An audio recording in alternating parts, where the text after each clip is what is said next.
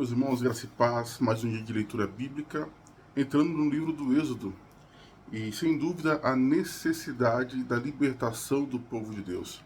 Capítulo 1 trata da história, a entrada do povo de Deus e também o que aconteceu posteriormente a isso.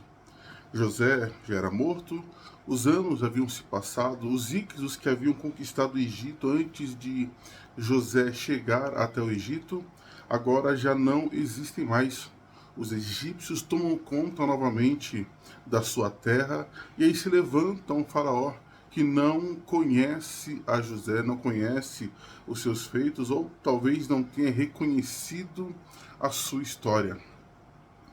Porém, o povo de Deus cresceu conforme o que o Senhor havia dito anteriormente. O povo se multiplicou e isso trouxe muita inveja dos egípcios e também um certo temor. E aí vemos que Faraó ele traça um plano terrível, um plano de matança realmente, em que quer obrigar as parteiras hebreias a matar os seus conterrâneos. Porém, elas não fazem, porque o texto diz que elas temem a Deus. Né? Me lembro muito bem do que Pedro e João disseram, né? Aqueles que os condenavam, aqueles que os julgavam, eles disseram, olha, me importa obedecer primeiramente a Deus e depois aos homens. E Deus faz bem a essas mulheres, porém, Faraó continua com o seu plano de lançar os meninos no rio, para que os animais, os crocodilos que estivessem ali, pudessem matar essas crianças. Porém, nada disso surgiu efeito. O povo de Deus continuou a crescer, Deus continuou a trabalhar no meio do seu povo. Capítulo 2, porém, já mostra o nascimento de Moisés e o desespero de uma mãe para proteger seu filho.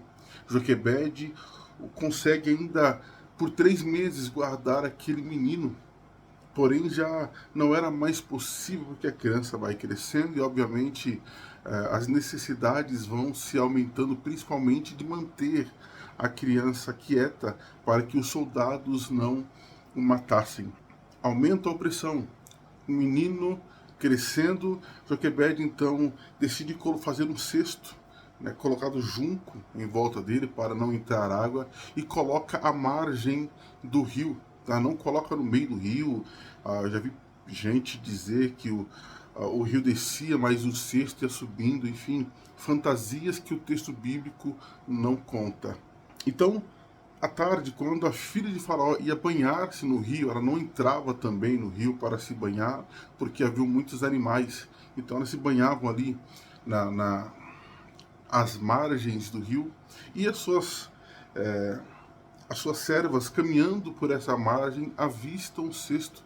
E o texto vai dizer que a irmã de Moisés fica ali olhando, observando de longe. E quando o cesto é conduzido até a filha de Faraó, ela vê o menino, irmã de Moisés, se apresenta, olha, tem uma mulher que pode amamentar essa criança. Então olha que maravilhoso o cuidado de Deus.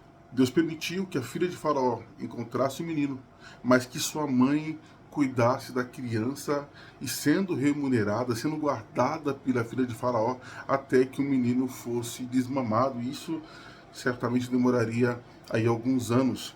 Então você vai dizer que quando passou o momento de desmame da criança, ela é devolvida ou colocada aos cuidados da filha de Faraó, que o adota, conforme diz o relato bíblico, e coloca o nome desse de Moisés. Então ele cresceu, passaram-se muitos anos, aprendeu a ser governador, a ser faraó, né? Cresceu como filho da filha de Faraó. E o texto vai dizer, porém, que Moisés não deixou de saber quem era o seu povo.